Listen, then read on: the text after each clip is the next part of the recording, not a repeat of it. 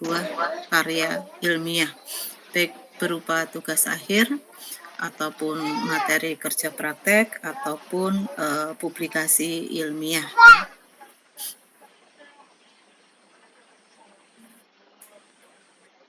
Jadi di sini nanti ada dua hal yang perlu, atau dua pokok bahasan ya tentang penulisan karya ilmiah, yaitu apa dan bagaimana penulisan karya ilmiah itu, kemudian sistematika penulisannya seperti apa secara umum ya.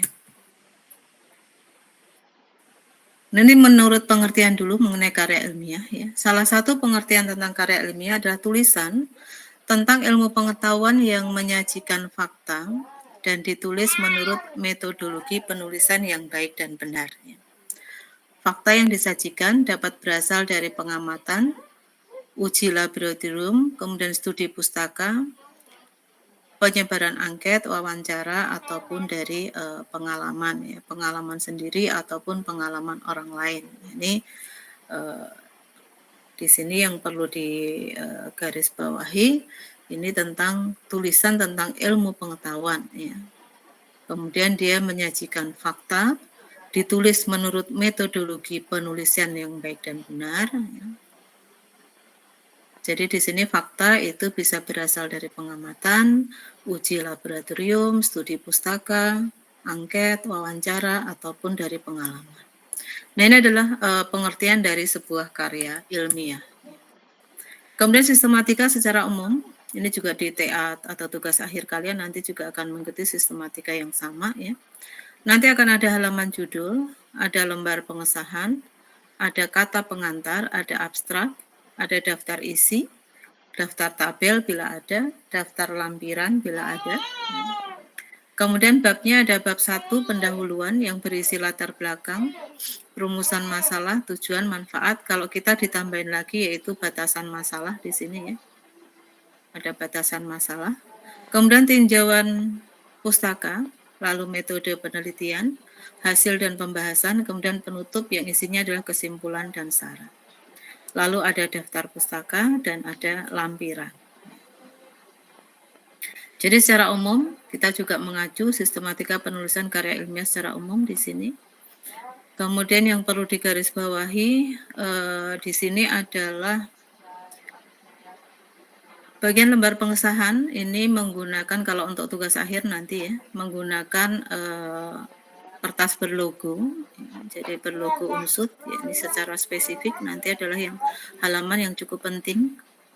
Kemudian yang perlu diperhatikan di dalam lembar pengesahan nanti adalah nama Bapak Ibu dosen pembimbing, ya, baik mau KP ataupun TA, ya nama dosen pembimbingnya harus betul dengan gelarnya. Kemudian NIP-nya juga harus betul, dicek sebelum menghadap ke dosen pembimbing.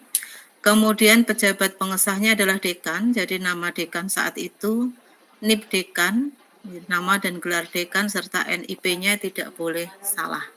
Jadi kalau salah nanti ditolak, dikembalikan, beliau tidak akan mau tanda tangan ya. Jadi ini yang perlu diperhatikan di lembar pengesahan. Kemudian untuk keterangan kementerian nanti di dalam halaman judul maupun lembar pengesahan itu juga dicek. Kementerian kita kan sempat berubah-ubah, kemudian kamu kadang-kadang copy paste dari kakak kelas Anda yang saat itu kementeriannya masih beda ya. Jadi kamu ingat di zaman pemerintahan Jokowi yang lalu kita Kemenristek Dikti, nah sekarang sudah berpisah dengan Kemendikbud ya, jadi pernah Kemenristek Dikti, pernah Kemendikbud, kemudian sekarang kita sudah berpisah lagi dengan Dikbud ya, jadi menjadi Kementerian Pendidikan Tinggi. Ya, itu dicek lagi ya nama kementeriannya dan tahunnya ya. Tahunnya juga diubah, kalau kamu ngopi dari kakak kelas Anda ya tahunnya disesuaikan dengan tahun kamu gitu ya. Itu di lembar pengesahan, ini yang perlu diperhatikan dengan baik, dan halaman judul. Kemudian untuk yang lain nanti ada keterangan di belakang ya, jadi hampir semuanya mengikuti tata kaidah penulisan secara umum. Ini halaman judul seperti tadi saya sampaikan ya, kopnya atau apa namanya, header maupun Untuk keterangan kementerian di bagian bawah nanti disesuaikan. Lembar pengesahan tadi sudah saya sampaikan ya, jadi nama, NIP dari dosen pembimbing maupun dekan. Kalau KP ketua jurusan, kalau tugas akhir itu yang tanda tangan dekan. Itu harus betul dan NIP-nya juga harus betul. Kita akan masuk ke kata pengantar. Jadi isi kata pengantar itu apa? Kata pengantar berisi ucapan puji syukur, tujuan penulisan, ucapan terima kasih, serta harapan-harapan. Ucapan terima kasih ditujukan kepada orang, lembaga, organisasi, atau pihak lain yang telah banyak membantu dalam mempersiapkan, melaksanakan, dan menyelesaikan penulisan karya ilmiah ya, secara umum ya. Jadi kalau pejabat ya nanti diurutkan ya sesuai dengan jabatannya. Kemudian kalau dengan orang tua atau keluarga ya dituliskan orang tua, keluarga, teman ya, dan seterusnya. Dalam kata pengantar dapat pula dicantumkan sistematika penulisan karya ilmiah. Jadi di dalam kata pengantar di akhir itu juga beberapa boleh dituliskan mengenai sistematika penulisan karya ilmiah yang diacu. Untuk template-nya nanti Anda menggunakan template Podo Terus punyanya Teknik Elektro, jadi Anda ngikutin saja, ikutin dari template tersebut dan keterangannya Anda ikutin saja petunjuknya di sana. Ya, jadi untuk tugas akhir ya. Untuk abstrak ya, mencakup intisari karya ilmiah yang mencakup latar belakang dari masalah yang diteliti, lalu metode yang digunakan, hasil yang diperoleh, serta simpulan yang ditarik. Juga saran bila perlu, tapi ini tidak wajib ya. Jadi yang utama di dalam abstrak itu harus menampilkan sedikit latar belakang, kemudian metode, kemudian hasil. Kalau proposal cukup sampai dengan metode, untuk proposal sampai metode saja. Jadi latar belakang dan metode yang digunakan. Kemudian kalau sudah seminar hasil, itu baru atau naskah hasil TA itu di abstrak dituliskan hasilnya apa dan simpulan yang ditarik. Di dalam abstrak ada kata kunci berguna untuk komputerisasi sistem informasi ilmiah. Jadi ada kata kunci nanti di bagian bawah abstrak ya. Itu kata kunci informasi ilmiah. Jadi kalau Anda klik di search engine itu klik kata kunci maka naskah Anda itu akan muncul. Gitu ya. Jadi cari kata-kata kunci di dalam naskah Anda. Itu ditaruh di bawah abstrak. Jadi orang kalau ingin mencari naskah Anda di media di internet ya. Jadi kalau diklik itu di search engine itu akan muncul.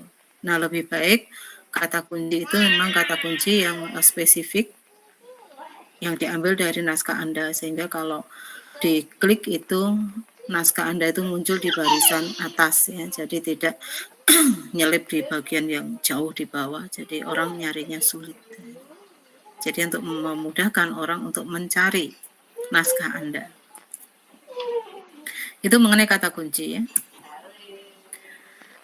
Untuk daftar isi ya sesuai dengan template nanti ya. Template Podo Terus ya. Jadi nanti ada urutannya dari kata pengantar sampai pendahuluan sampai selesai ya. Nah, ini menggunakan format heading. Jadi kalau di dalam naskah Anda melakukan revisi, maka di daftar isi halamannya juga berubah sesuai dengan revisi yang dilakukan di dalam naskah ya. Jadi pakai format heading. Di Podo Terus seperti yang sudah ya format heading ya. Jadi kalau nanti Anda melakukan revisi di dalam, maka di halaman daftar isi juga akan berubah. Daftar tabel kalau ada, daftar gambar kalau ada, daftar lampiran kalau ada. Kemudian pendahuluan. Nah, ini untuk bab 1 ya, pendahuluan. Apa isi dari pendahuluannya? Apa dan bagaimana penelitian itu perlu dilakukan? Nah, ini yang perlu ditulis dalam pendahuluan adalah apa dan bagaimana penelitian itu perlu dilakukan. Nah, di sini mencakup ada latar belakang masalah, ada rumusan masalah, ada tujuan, dan ada ruang lingkup. Kalau kita mungkin batasan masalah ya. Mungkin kalau di formatnya kita, ini saya tulis saja ya. Batasan masalah.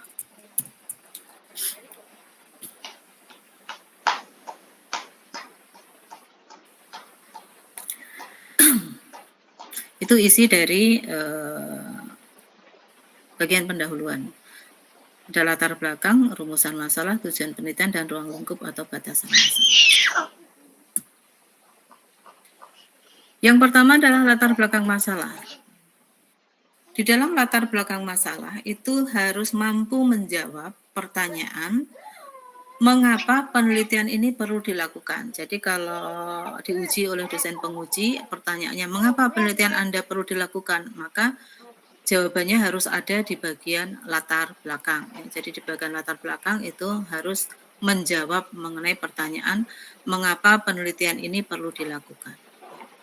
Jadi dicek lagi tugas Anda ya. Tugas saya kan di bab 1 ya, jadi konsentrasi di sini.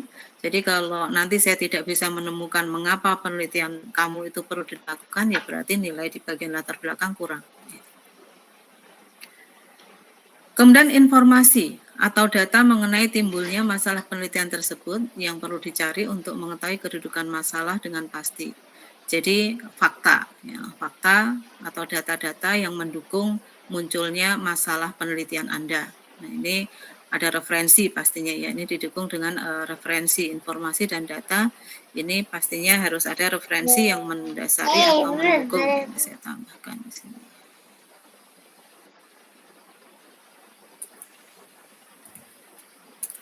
Jadi ini adalah ada di referensi. Jadi ada referensi yang mendasari, ya, ada referensi yang mendasari. Iya. Kemudian kesenjangan teori dengan harapan. Jadi Anda juga menampilkan sedikit teori dasar. Ini teori yang mendasari judul Anda ya. Nah, teori-teori ini perlu diungkapkan berserta dengan harapan-harapan Anda ya. Terhadap teori ini juga ada referensi pastinya ya. Ini juga ada referensinya. Teori apa ya, itu ada pasti ada data dukung referensinya ya. Jadi guna referensi tadi yang saya minta tugaskan minimal 2 itu bisa lebih dari 2 sebenarnya, karena data dukung yang berkaitan dengan timbulnya masalah dan data dukung yang berdasarkan pada teori yang nanti digunakan. Bahkan bisa juga referensi yang berdasarkan pada metode yang Anda gunakan nanti. Nah ini harus ada referensinya ya, jadi harus ada referensinya. Ini mengenai kedudukan masalah, ini mengenai teori, dan kalau bisa ditambahkan teori tentang metode yang digunakan juga berdasarkan pada referensi. Nah, ini referensinya bisa cukup banyak di bagian latar belakang ini. Bisa lebih dari 2. Ya walaupun saya bilang minimal 2 ya, tapi bisa Anda tampilkan lebih dari 2. Ini. Untuk bagian latar belakang. Selanjutnya di bagian latar belakang ada paparan singkat tentang teori yang relevan, juga perlu ada data dalam latar belakang yang tadi yang saya katakan ya, kesenjangan teori maupun tentang teori itu sendiri. Nah ini ada referensinya. Jadi semuanya dari poin 2, poin 3, poin 4 ini semuanya ada data dukung referensinya. Baik mengenai alasan munculnya masalah, kesenjangan teori antara teori dengan realita, kemudian teori yang digunakan yang akan dipakai untuk menyelesaikan masalah, semuanya membutuhkan referensi. Ya. Jadi ini juga dibutuhkan referensi.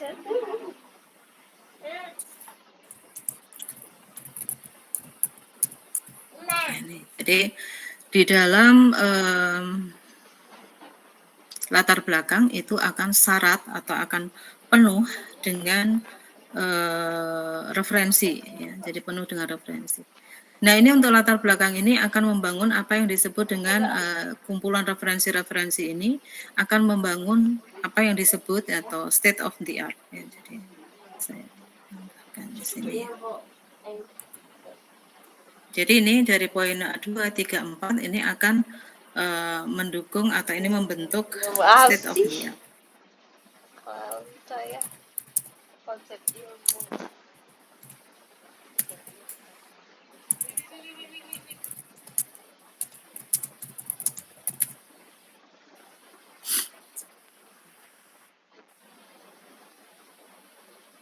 Nah ini yang biasanya dituntut dari sebuah tulisan ilmiah atau sebuah karya ilmiah. Jadi akan tampak susunan dari state of the art dari sebuah penelitian. Jadi dari latar belakang, mungkin juga seorang peneliti bisa menceritakan mengenai latar belakang sejarah penelitinya ya. Jadi misalnya peneliti itu memang sudah berkecimpung di dunia penelitian itu puluhan tahun, pastinya dia juga sudah punya roadmap penelitian atau sudah punya peta jalan dari penelitian dia, jadi dia bisa menceritakan di sini perjalanan dari penelitian sampai pada titik tertentu itu. Nah, ini akan bentuk state of the art. Tapi kalau kamu karena belum punya sejarah penelitian, baru awal mau melakukan penelitian, maka didasarkan pada referensi data-data yang Anda dapatkan dari hasil penelitian orang lain. Ini dari hasil penelitian orang lain. Tapi kalau sudah peneliti yang sudah lama itu bisa berdasarkan referensinya itu adalah data penelitiannya sendiri atau referensinya dari hasil karya ilmiahnya sendiri. Itu ya. Jadi referensi ini bisa dari karya sendiri atau karya orang lain. Intinya adalah terbentuk state of the art dari sebuah latar belakang masalah. Jadi tidak hanya ngomong asal ngomong tanpa data. Jadi bicara harus didukung dengan data di sini. Ini yang harus kuat. Ini di latar belakang masalah. Selanjutnya adalah poin kedua dari sebuah penelitian adalah setelah data dukung dari referensi di bagian latar belakang masalah baik dari sisi analisis situasi dan kondisi atau kedudukan masalah, kesenjangan teori maupun paparan singkat tentang teori, ini sudah ada membentuk state of the art dari sebuah penelitian, maka Anda bisa menuliskan perumusan masalahnya.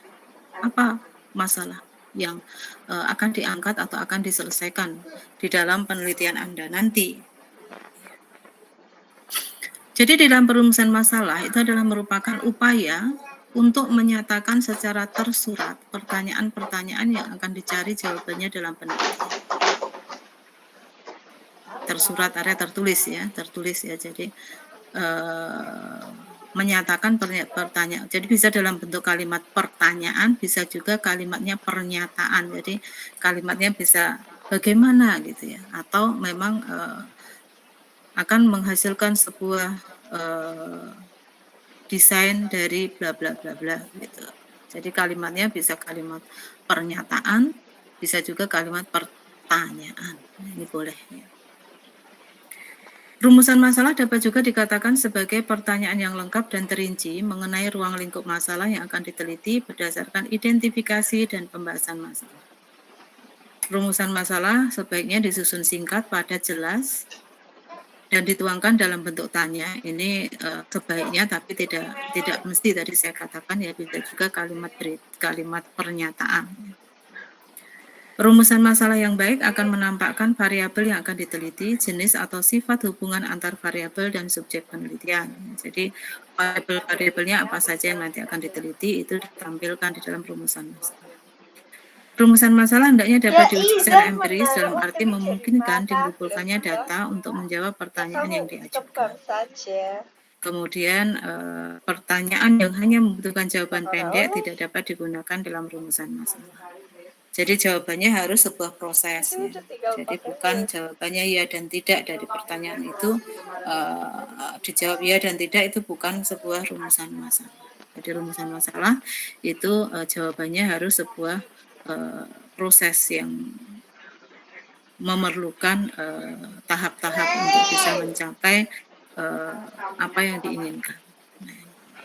Nah, ini mengenai perumusan masalah ya. Jadi bisa dalam pertanyaan, bisa dalam bentuk pernyataan, kemudian menampilkan variabel-variabel yang nanti atau parameter-parameter yang nanti akan dipakai, kemudian harus singkat, padat, jelas. Ya. Itu yang berkaitan dengan perumusan masalah. Selanjutnya untuk tujuan. Mengungkapkan tentang sasaran yang ingin dicapai dengan dilakukannya penelitian terhadap masalah yang telah dikemukakan pada bagian sebelumnya. Isi dan rumusan tujuan penelitian mengacu kepada isi dan rumusan masalah penelitian. Masalah penelitian dirumuskan dengan kalimat tanya, sedangkan tujuan dirumuskan dengan kalimat pernyataan.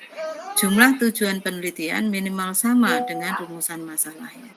Jadi tujuan penelitian itu sebenarnya jawaban dari rumusan masalah tadi. Jadi jawaban dari rumusan masalah itu adalah tujuannya. Jadi tujuannya itu jawabannya. yang nanti akan kamu capai atau akan kamu lakukan di dalam penelitian ini. Nah, ini berkaitan dengan tujuan. Selanjutnya ada tinjauan pustaka. Tinjauan pustaka atau landasan teori merupakan kajian yang memuat dua hal pokok, yaitu deskripsi teoritis tentang objek atau variabel yang diteliti dan argumentasi atas hipotesis yang diajukan. Bahan tinjauan pustaka dapat dirujuk dari buku teks, makalah, laporan sebelumnya ataupun jurnal penelitian. Kriteria pemilihan bahan pustaka ini berdasarkan pada kemutahiran atau resensi, kecuali untuk penelitian historis atau sejarah, menggunakan prinsip relevansi. Jadi tadi saya katakan mengacu pada resensi atau kemutahiran, sebaiknya adalah kriteria pemilihan bahan pustaka itu jurnal 5 tahun terakhir. Jadi usianya masih bisa diterima, yaitu 5 tahun terakhir. Jadi dalam tugas referensi yang saya sampaikan, yang saya minta ke kalian itu adalah jurnal 5 tahun terakhir ya. Jadi di sini sebaiknya adalah saya kasih keterangan ya. 5 tahun terakhir. Kecuali untuk penelitian yang sifatnya historis atau sejarah ya. Beda ya. Tapi untuk yang kita, terutama apalagi berkaitan dengan teknologi, itu memang keterbaruannya itu menjadi alasan utama untuk dikatakan bahwa penelitian Anda itu baik. Lalu sumber kajian pustaka digolongkan dalam dua jenis, yaitu sumber acuan umum dan sumber acuan khusus. Sumber acuan umum, buku teks, ensiklopedia, kamus, atau monograf, ini tidak disarankan untuk yang teknik ya. Jadi untuk yang teknik itu disarankan dari jurnal ya. Jadi kita mengacu ke sumber acuan khusus. Kalau untuk yang teknik rata-rata mengacu ini sumber acuan khusus, yaitu jurnal, buletin penelitian, makalah, dan sumber bacaan yang memuat laporan hasil penelitian. Nah ini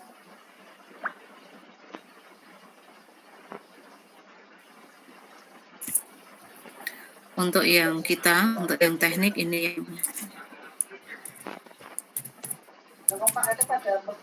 yang kita acu.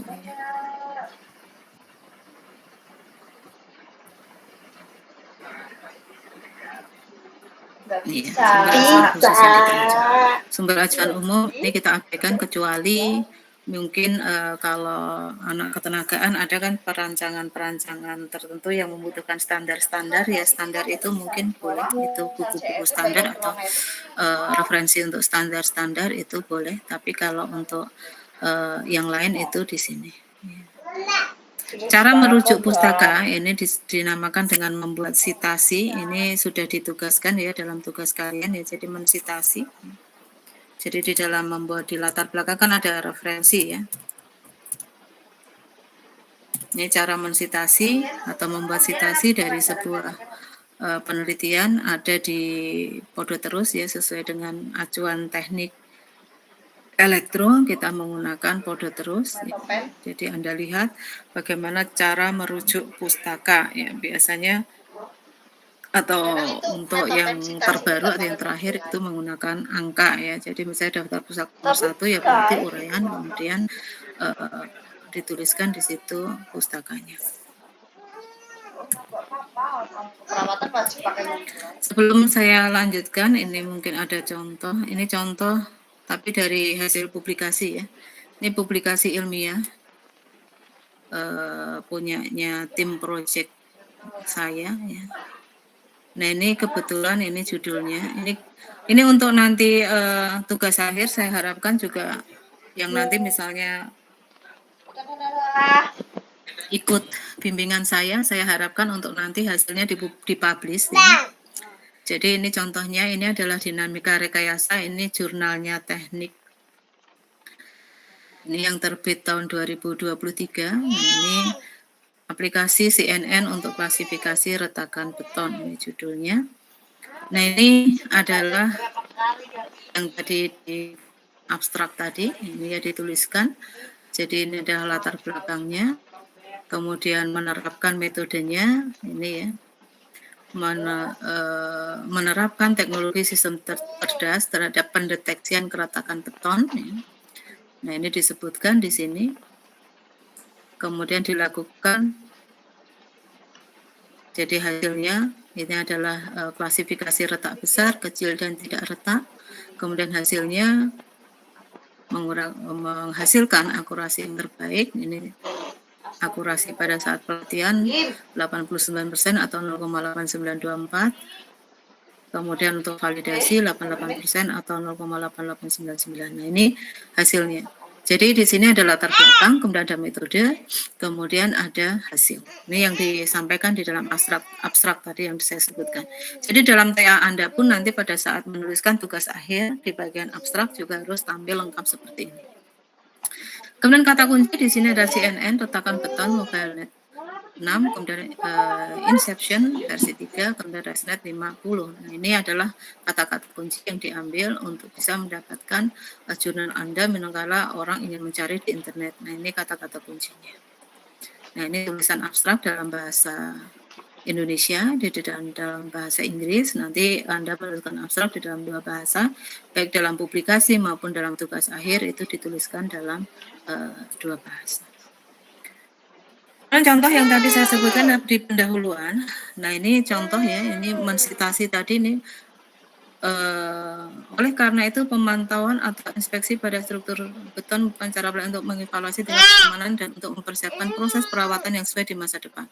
Nah ini adalah analisis situasi dan kondisi ya. Jadi analisis situasi dan kondisi yang saya sampaikan tadi, nah ini berdasarkan pada, nah ini cara mensitasi, sitasinya ini kurung kurawal 1 berarti berdasarkan pada referensi nomor 1 dan 4. Nah, ini contoh referensi nomor 1 kita tunjukkan di daftar pustaka nomor 1.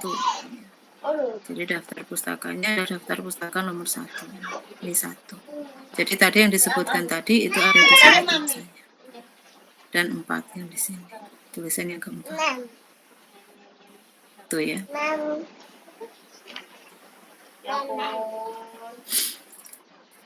Kemudian ini cara mensitasi tadi yang saya sebutkan, cara mensitasi itu seperti ini. Metode yang digunakan, nah ini ada latar belakang yang berkaitan dengan situasi dan kondisi. Ya. Kemudian metode yang digunakan, nah ini menyebutkan metodenya, bla bla bla bla bla. Nah ini citasinya yang kelima, jadi di daftar pustaka nomor 5 dasarnya menulis ini. Kemudian, nah ini ada juga penelitian-penelitian yang sebelumnya dilakukan pendeteksian kerusakan bla bla bla bla, ini yang sudah pernah dilakukan orang lain ya. Ini dari referensi 6, 7, 8. Lalu di sekarang atau telah dikembangkan sebelumnya metode deteksi retak ini dengan image processing referensi nomor 4 ya.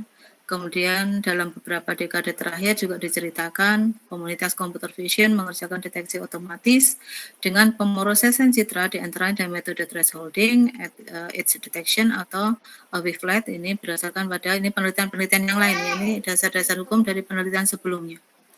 Jadi teori-teori dari metode yang sudah pernah dikembangkan nomor 5, referensi nomor 5, 6, 7, 8, referensi nomor 4, referensi 9, 10, 11, 12, 13. Nah ini adalah menunjukkan mengenai metode yang pernah dikembangkan. Kemudian metode yang akan Anda gunakan, nah ini yang digunakan ya ada CNN, nah ini berdasarkan teori tentang CNN itu berdasarkan pada referensi nomor 14 dan referensi nomor 15. Kemudian pengembangan aplikasi dan analisis betul-betul dikembangkan sebelumnya adalah referensi nomor 16. Nah ini semuanya menunjukkan bahwa referensi-referensi yang dipakai ini memperkuat bagian latar belakang. Jadi Anda hitung saja nih referensinya sudah berapa banyak yang diambil. Hanya untuk menceritakan mengenai analisis dan kondisi, kemudian pengetahuan tentang metode yang digunakan sebelumnya yang sudah ada ya. Jadi penelitian terdahulu yang sudah pernah dikembangkan. Itu ya. Itu sampai dengan 14-15. Nah, ini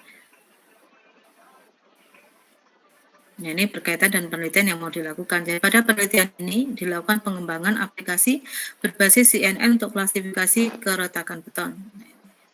Pada penelitian sebelumnya, deteksi klasifikasi hanya 2 kelas. Nah, sekarang kita atau peneliti itu mengembangkan menjadi 3 kelas. Yang sebelumnya hanya retak dan tidak menjadi retak besar, retak kecil, dan tidak retak. Itu menggunakan ini metodenya bla bla bla bla disebutkan ya. Jadi di akhir ini ya. Nah, ini adalah penelitian yang Anda akan lakukan berdasarkan pada pengetahuan sebelumnya. Ini pengetahuan sebelumnya. Itu ya. Pengetahuan tentang metode, analisis situasi dan kondisi, dan pengetahuan tentang teknologi keretakan beton. Itu intinya seperti itu. Nah, itu adalah membentuk yang disebut sebagai state of the art tadi ya. Jadi bentuk dari cerita ya. Jadi istilahnya apa ya? Urutan cerita dari penelitian Anda ya, urutan cerita dari penelitian Anda sampai dengan pada tahap Anda memutuskan untuk melakukan penelitian ini. Nah, ini ada ceritanya. Nah, cerita itu dibangun berdasarkan pada referensi-referensi sebelumnya. Nah, ini di bagian pendahuluan yang memang harus kuat di dalam referensinya. Ini Anda menuliskan sampai dengan, nah ini citasinya, Anda lihat cara citasi dari semua referensi tadi. Ada pertanyaan dulu sampai di sini bagian pendahuluan? Ini pendahuluan latar belakang ya. Itu yang saya sebutkan tentang citasi tadi. Oke, saya akan lanjut kalau tidak ada pertanyaan ya.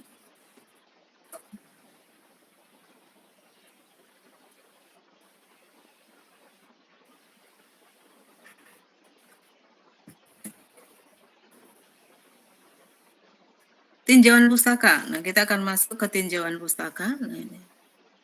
Apa isi dari tinjauan pustaka? Tinjauan pustaka atau landasan teori merupakan kajian yang memuat 2 hal pokok, yaitu deskripsi teoritis tentang objek atau variabel yang diteliti dan argumentasi atas hipotesis yang diajukan. Bahan tinjauan pustaka dapat dirujuk dari buku teks, makalah, laporan, atau jurnal penelitian. Kriteria tadi resensi, sumber kajian pustaka, buku teks, dan seterusnya. Tadi sudah sampai ke citasi ya. Jadi untuk tinjauan pustaka atau landasan teori, ini kalau ini landasan teori yang di tulisan saya, ini tinjauan pustaka ya, tentang ilmu atau tentang materi-materi atau teori-teori yang berkaitan dengan judul. Tentang beton, tentang CNN. Ya. Jadi kalau ini tentang beton, ini tentang CNN. Kemudian untuk gambar, kalau memang nanti gambar itu ngambil dari punya jurnal orang lain, nanti tetap di sini ada citasinya. Tapi kalau gambar ngambil sendiri, itu ya tidak perlu ya. Jadi kalau gambar ngambil dari orang lain, ini ada citasinya. Citasi kayak gini, ada citasinya. Dari referensi nomor berapa. Dan seterusnya. Ini tentang teori-teori yang digunakan.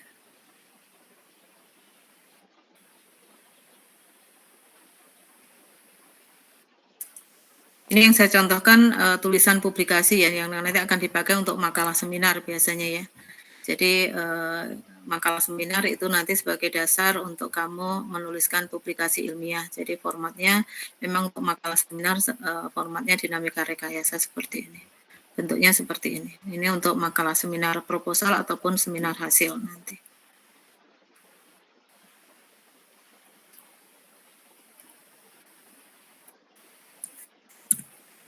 Selanjutnya adalah metode penelitian. Untuk metode penelitian adalah memuat rancangan penelitian, teknik pengumpulan data, instrumen pengumpulan data, dan prosedur penelitian. Ada miskonsepsi antara metodologi penelitian dan metode penelitian. Ada beda ya. Jadi metodologi penelitian adalah ilmu mengenai metode yang digunakan dalam proses penelitian. Metode penelitian membahas konsep teoretik berbagai metode, kelebihan dan kelemahan sebuah metode. Sedangkan untuk metode penelitian ada ungkapan teknis tentang metode yang digunakan dalam penelitian. Ini ya bedanya ya. Jadi kalau kita menggunakan ini ya. Metodenya bisa survei, kasus, percobaan, kooperatif, analisa sampling, kepustakaan, uji laboratorium, dan seterusnya. Nah, ini adalah metode yang metode penelitian. Nanti kalau kamu masuknya ke alat bahan, kemudian tahap-tahap penelitian. Alat dan bahan dan tahap-tahap penelitian. Kalau di sini mungkin, nah ini metode ya. Jadi ada secara garis besar ada 4 tahapan: pengambilan data, perancangan, pelatihan, perbandingan hasil pembahasan. Disebutkan di sini tahap pertama tadi adalah pengambilan data dan preprocessing, sebutkan sampai lengkap. Kemudian tahap desain lengkap, kemudian tahap pengujian atau testing lengkap. Itu ya. Sebutkan tahap-tahapnya secara lengkap.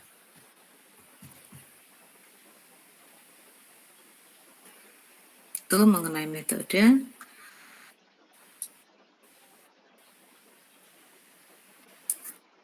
Berikutnya adalah hasil dan pembahasan. Bagian ini memuat pembahasan dari perumusan masalah. Hasil dan pembahasan harus berkorelasi dengan rumusan dan tujuan. Nah, ini yang perlu Anda perhatikan. Jadi, Anda membuat rumusan masalah. Nah, rumusan masalah itu diselesaikan dengan metode, tahap-tahap tiap metode, hasilnya dituangkan dalam hasil dan pembahasan. Ya, jadi urutannya begitu ya. Jadi yang pertama rumusan masalah. Nah, rumusan masalah ini diselesaikan dengan tahap-tahap di dalam metode. Setiap tahap di dalam metode itu nanti hasilnya kamu ulas di dalam bab 4, yaitu hasil dan pembahasan. Makanya kan hasil dan pembahasan ini pasti akan berkaitan dengan rumusan masalah. Rumusan masalah berkaitan dengan tujuan. Jadi hasil dan pembahasan tidak boleh menyimpang dari tujuan yang kamu tetapkan. Itu ya. Jadi misalnya di sini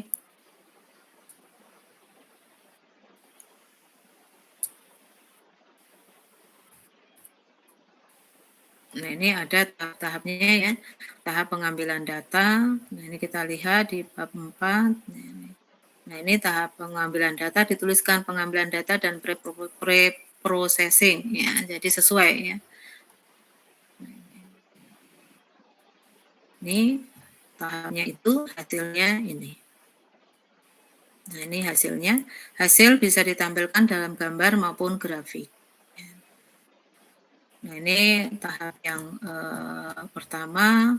Lalu tahap yang kedua ini fragmentasi data. Tahap yang ketiga itu adalah pelatihan dan validasi. Ini Anda lihat di bab ini pelatihan dan validasi atau tahap pengujian. Jadi disesuaikan dengan tahap yang sudah kamu tetapkan sebelumnya di dalam bab 3. Nah, ya. Jadi dalam bab 3 ini ada tahap-tahapnya, ya dari tahap-tahap ini hasilnya kamu tampilkan di sini. Itu ya, secara berurutan. Jadi hasilnya itu berkaitan dengan tujuan, rumusan masalah, kemudian tujuan, kemudian metode. Ya, jadi hasil itu berkaitan dengan rumusan, tujuan, dan metodenya. Nah, ini ya. Jadi hasil dan pembahasan ini saya tambahkan di sini. Jadi dari perumusan masalah yang sesuai dengan metode, dengan perumusan masalah dan tujuan serta metode. Nah, ini. Itu ya, jadi bagian ini memuat pembahasan dari perumusan masalah dan tujuan serta metodenya. Jadi harus sesuai dengan itu. Lalu ditampilkan di dalam bentuk ya, atau tampilan data atau tampilan hasil itu berupa gambar, grafik, atau tabel. Tadi yang saya sampaikan di sini ya. Jadi dalam bentuk ini grafik, bisa grafik, kemudian bisa juga gambar, ataupun kalau ada tabel ya tabel. Kira-kira seperti itu.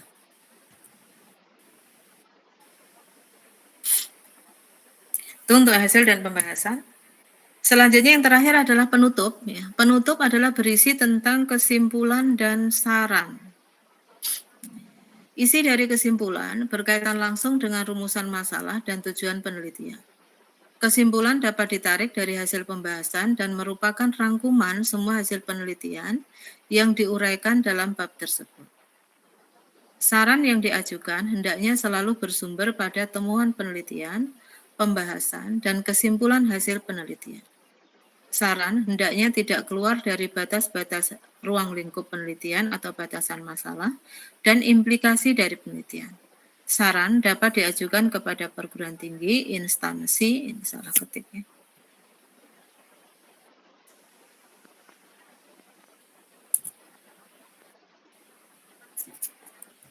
instansi,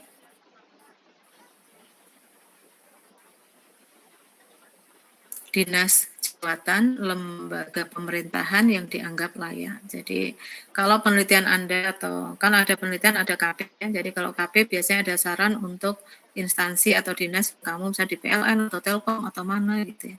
Atau mungkin ada juga yang di Pemda mungkin ya membuat sistem misalnya silahkan. Nah ini ada saran untuk lembaga terkait. Nah, ini contoh. Ini contoh kesimpulan ya. Ini kebetulan paper ya, kalau kamu nanti TA ya pada penelitian tugas akhir ini ya gitu ya. Tempatnya kalau ini kan karena publikasi ya. Ini punya saya karena publikasi. Yang saya contohkan yang publikasi karena nanti ujungnya ke publikasi. Jadi biar sekalian nanti Anda bisa membawa TA Anda ke arah publikasi ilmiah. Jadi hari ini membuat TA ilmiah dan contoh publikasi ilmiah yang sebenarnya setara senada tetapi hanya bentuknya saja nanti yang agak berbeda. Gitu. Jadi paper nanti kamu ganti kalau TA ya berarti pada tugas akhir ini gitu ya. Klasifikasi retakan beton dibagi dalam 3 kelas, ada 3 meliputi ini ya, berdasarkan hasil training dan validasi dari hasil terbaik yaitu apa-apa. Boleh dalam bentuk kalimat satu ungkapan, boleh juga dalam bentuk penomoran nomor 1, apa, nomor 2, apa, nomor 3, apa, nomor 4, apa, boleh. Tapi dalam publikasi ilmiah biasanya dituliskan di dalam satu kalimat seperti ini. Tapi kalau di TA itu rata-rata Anda menuliskan dalam bentuk penomoran 1, apa, 2, apa, 3, apa.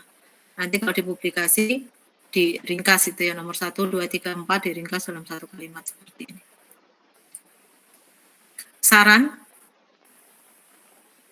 penelitian selanjutnya bisa dikembangkan klasifikasi dengan arsitektur lain juga pengembangan ke sistem identifikasi luas dan kedalaman retakan beton. Jadi kalau tadi kan hanya mengklasifikasikan mengenai beton retak kecil, retak besar begitu ya, dan tidak retak. Nah kalau ini bisa dengan luasnya berapa, luasnya dalamnya seberapa dalam dan seberapa luas retakan betonnya. Nah ini bisa mengidentifikasi itu, bisa menggunakan arsitektur jenis yang lain. Ya.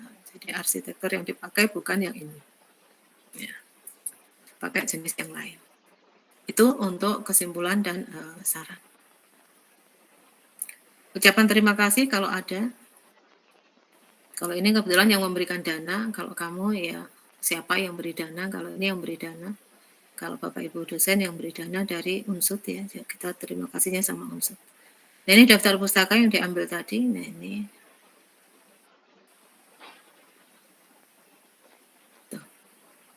kira-kira demikian. Ini untuk penutup ya. Daftar pustaka tadi sudah ya, lampiran. Daftar pustaka tadi yang disebutkan di sini tadi. Ini daftar pustakanya. Daftar pustaka. Daftar pustaka dari urutan 1 sampai dengan urutannya di sini adalah sampai 16. Artinya di dalam naskah sitasinya itu ada 16. Jadi kamu cek nanti di dalam naskah di sini itu sitasinya ada 16. Jadi semuanya harus ada di sini. Jadi tidak boleh menuliskan di daftar pustaka tapi tidak ada di sitasinya. Jadi sitasinya harus ada. Ini sitasinya sampai 16. Di sini nanti dicek. Kemudian untuk menuliskan daftar pustaka, Anda sebenarnya bisa ya menggunakan software tertentu ya. Jadi untuk bisa mengecek apakah apa yang Anda dituliskan di daftar pustaka ini sudah ada di dalam naskah semuanya. Ya, itu ada Mendeley namanya. Jadi Anda ada software sebenarnya. Ini daftar pustaka ya.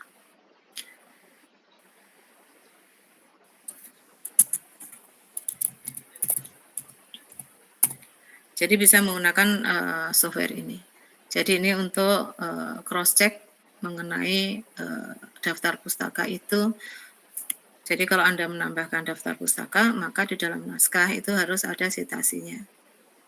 Nah, ini sitasi nomor 1, nah di dalam naskah ada nomor 2 ada. Jadi kalau tidak maka akan terdeteksi oleh Mendeley bahwa ada daftar pustaka yang tidak atau belum tersitasi, atau ada sitasi yang belum dituliskan di daftar pustaka atau sebaliknya. Nah, ini Anda bisa menggunakan Mendeley.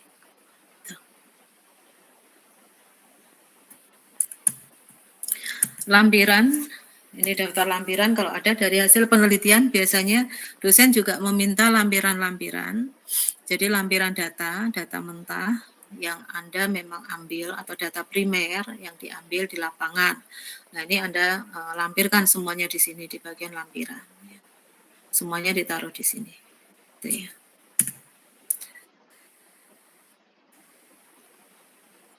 Itu mengenai format dari sebuah karya ilmiah secara umum, baik tugas akhir, publikasi ilmiah maupun kerja praktek secara umum ya, itu mengacu pada tata kaidah penulisan ya, yang sudah saya sampaikan di depan. Kemarin di awal pertemuan saya sudah menyampaikan Anda saya minta untuk mencari topik atau judul ya, jadi ini mencari topik atau judul. Nah ini nanti pertemuan terakhir, pertemuan ke-7, nanti saya minta untuk presentasi ya, presentasi berarti habis lebaran ya. Habis lebaran nanti saya sampaikan harinya karena hari masuk kita itu tanggal berapa ya? Kalau nggak salah tanggal 7 ya. Tanggal berapa sih? April ya. Tanggal 7 atau tanggal 8 saya lupa ya edarannya. Kalau tanggal 7 berarti kita presentasi tanggal 7 ya, tanggal 7 April gitu ya. Jadi presentasi mengenai tugas, yaitu bab 1 dari sebuah proposal TA yang memuat latar belakang, kemudian perumusan masalah, tujuan, batasan masalah, dan manfaat ya, manfaat penelitian. Jadi mengacu pada tugas tadi, saya minta untuk mencari topik atau judul ya itu ya. Jadi mengkaji literatur dulu. Makanya tadi saya syaratkan atau saya minta Anda minimal 2 referensi. Jadi perlu mengetahui posisi atau peran, keterbaruan, kreativitas, modifikasi atau penemuan baru. Nah ini yang saya sampaikan di contoh paper saya, paper kami ya, karena saya satu tim dengan teman-teman satu proyek. Nah ini di bagian latar belakang tadi ya, jadi mengenai kedudukan yang saya sampaikan. Nah ini ya, jadi kedudukan penelitian Anda itu berdasarkan pada referensi-referensi bagian sini. Keterbaruan pun akan nampak bahwa penelitian ini belum pernah diteliti sebelumnya, gitu ya. Jadi ada perbedaan nih ya, retak kecil, retak besar. Dulu hanya ada retak dan tidak retak, dibuktikan dengan referensi-referensi yang ada. Ini retak dan tidak retak di referensi 14-15. Kemudian aplikasi menggunakan Android sebelumnya sudah pernah ada di referensi nomor 16. Kemudian CNN berbagai arsitektur sebelumnya juga ada di referensi 15. Kemudian ini thresholding 910, edge detection 11, wavelet 12, 13. Ini metode-metode yang sudah pernah dikembangkan oleh peneliti sebelumnya ya. Image processing versi 4 ini menggunakan manual dan seterusnya.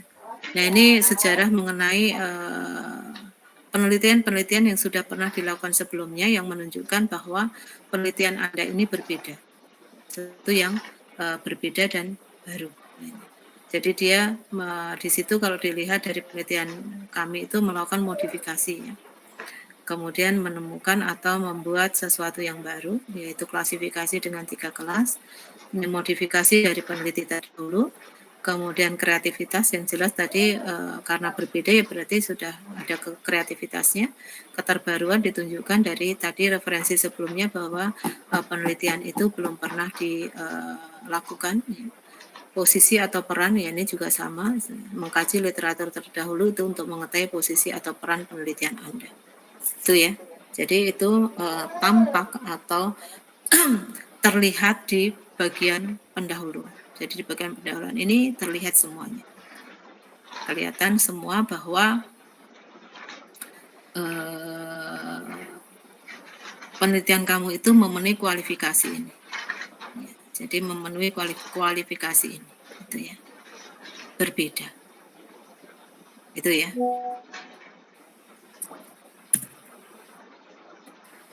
Ini contoh juga dari proyek penelitian yang lain. Kalau tadi penelitian yang sudah dipublish, kalau ini penelitian yang ini zaman dulu kala ya, ada proyek tentang penelitian ini, yaitu pengembangan sistem informasi. Ini untuk dasar program penanggulangan kemiskinan di Kabupaten Banyumas. Nah ini permasalahannya sulit menentukan parameter miskin, jadi kita harus membuat parameternya, yaitu miskin itu seperti apa. Lalu masalah selanjutnya adalah tidak tepat sasaran. Jadi masalah yang kita identifikasi saat itu adalah parameter miskin belum ada. Kalau sekarang kan sudah ada ya parameter miskin ya, misalnya pendapatan per kapita sekian, rumahnya bentuknya kayak apa, speknya, tanggungannya berapa gitu-gitu ya, itu dari Pemda itu atau dari BPPD ya, itu ada, sudah ada sekarang. Kalau ini zaman dulu belum ada. Kemudian tidak tepat sasaran sampai sekarang juga begitu ya, bahkan orang yang nggak miskin ngaku miskin. Ya. Nah ini sebenarnya kalau kita menggunakan sistem yang sudah bagus, tapi sistem yang sudah bagus juga bisa jadi tidak tepat sasaran karena yang input data itu sudah melakukan manipulasi data, ya. Datanya sudah dimanipulasi sehingga tidak tepat sasaran. Ini mempermasalahan bersama. Nah ini ada penelitian ini mencakup bidang eksak dan sosial. Jadi kalau yang tadi yang saya contohkan di bagian beton tadi hanya eksak saja ya. Kalau ini contoh penelitian pernikahan, perkawinan antara bidang sosial dan bidang eksakta ini ya. Jadi yang kita kerjakan menyelesaikan masalah sosial, tapi menggunakan tool bidang eksakta. Nah ini menggunakan sistem yang kita kembangkan, yaitu di bidang eksakta itu menggunakan sistem pakar atau fasi.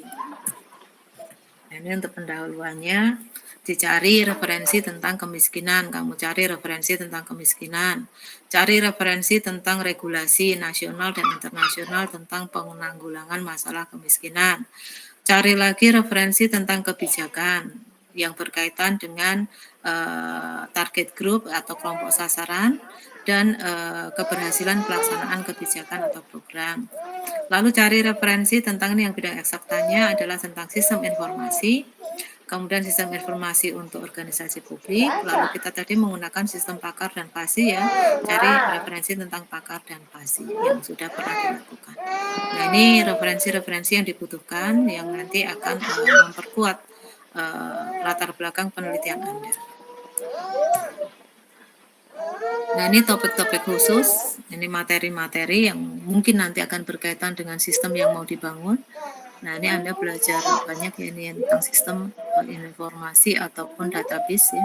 Jadi fuzzy logic, business intelligence, distributed system, ontologi, kriptografi, data mining dan seterusnya sampai dengan bawah ya. Ini mana yang nanti dipilih ya, mana yang nanti sesuai untuk diterapkan di dalam proses penyelesaian masalah ini. Ini Anda cari informasinya. Nah ini struktur sistem yang nanti mau dibangun, dibuat dulu ya flow-nya. Ini flow-nya ya, jadi dari apa yang sudah diidentifikasi atau masalah yang sudah Anda identifikasi tadi. Ini ya. Kemudian ini untuk model sistem fasinya, ini dibuat juga flow-nya. Jadi dari GRIS input value, classification, kemudian sampai dengan output value-nya. Nah, ini ada mata kuliah pilihan nanti ya, neurofasi. Anda bisa ambil kalau pengen tahu tentang fasi. Tujuan penelitian, jadi di sini mengetahui, mengkaji pengalaman daerah dalam menyusun indikator kemiskinan, menentukan target grup program, membangun komitmen bersama dengan pemerintah, memfasilitasi penyusunan indikator kemiskinan, menyusun pengetahuan, menyusun rumusan, dan seterusnya ya. Nah, ini rekayasa sistemnya. Nah, ini Anda mengeluarkan indikator-indikatornya, ada indikator kesehatan, ekonomi, struktur, culture, ya. Kemudian untuk membangun komitmen Pemda dan masyarakat ada kebijakan, peraturan, cuklak, petunjuk, borang, ya. Perumusan taraf kemiskinan, ada relasi antar indikator, aturan masyarakat, pengetahuan, mesin sosial masyarakat, ya. Cukup banyak nih rekayasa sistemnya yang harus dibangun ya. Ini dari indikator, rumusan miskin, lalu kebijakan. Nah, ini memodelkan pengetahuan tentang kemiskinan tadi untuk membuat sistem pakarnya. Nah, ini rekayasa sistem kebutuhan. Ada analisis kebutuhan, requirement-nya apa, indikator ekonomi, indikator struktur, dan indikator culture. Lalu perancangan sistem informasinya, nah ini ada basis data pengetahuan, ada aturan atau rule, dan ada mesin inferensi yang nanti akan dibangun. Nah, itu kira-kira ya, jadi Anda dalam menyelesaikan masalah tadi menggunakan sistem fuzzy logic. Nah, ini yang perlu dibutuhkan nanti untuk membangun sistem informasi kemiskinan tadi. Itu kira-kira proses ya, jadi proses dari judul sampai dengan penyelesaian masalah membangun sistem. Itu contoh saja ya, jadi kalau contoh menuliskannya ini pola pikir ya, kalau yang saya sampaikan ini pola berpikir, pola pikir. Jadi dari sini, dari penentuan ini pola pikir orang mengerjakan sebuah penelitian. Kebetulan ini skup yang besar ya, atau skup yang luas. Ini skupnya, penelitiannya skupnya besar. Nah, ini cara berpikirnya memang pelan-pelan seperti ini, sampai dengan hasilnya adalah sistem.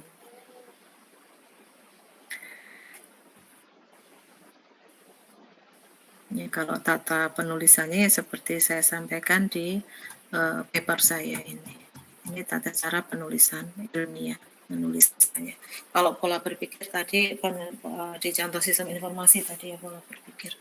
Contoh ini juga sebenarnya sama ya. Ini juga kita bicara mengenai penyelesaian masalah untuk mengklasifikasi retakan beton. Alasannya apa, modelnya seperti apa. Jadi kita bangun. Datanya juga sama ya, pengambilan data. Kebetulan kalau ini dalam penelitian ini datanya sudah data sekunder. Ada beberapa data sekunder untuk pengujian. Tapi data untuk pelatihan itu data sekunder. Jadi sudah ada database. Jadi tidak membangun database sendiri. Tapi untuk pengujian kita pakai kamera sendiri. Itu kira-kira. Ada pertanyaan sampai sini? Gak tahu. Ada yang mau ditanyakan? Gaji kotor. Apaan sih? Lah. Mungkin contoh dari kakak kelas Anda juga ada sebentar. Yang sudah lulus kemarin.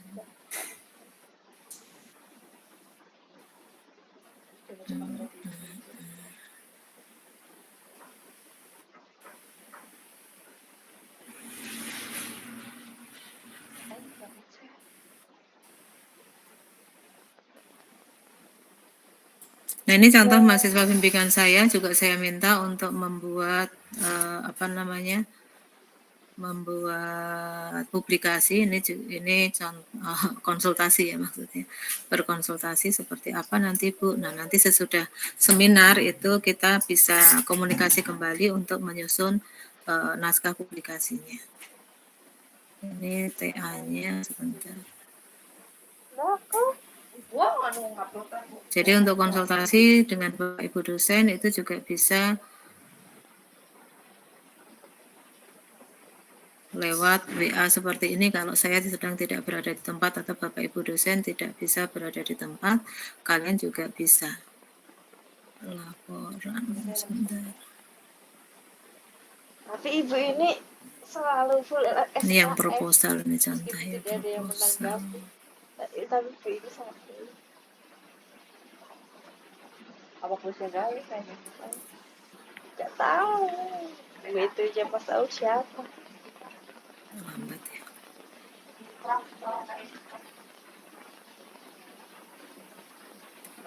Prof ya, Prof.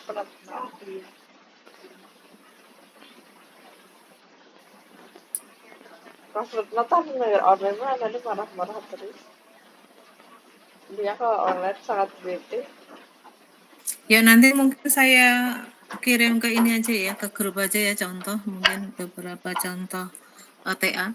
Cuman untuk TA, seperti saya sampaikan tadi beberapa memang belum sesuai standar, jadi yang bagian latar belakang rata-rata mahasiswa itu belum menampilkan state of the art-nya atau susunan referensinya itu banyak yang belum tersusun dengan baik, jadi latar belakangnya masih mentah tidak seperti ini.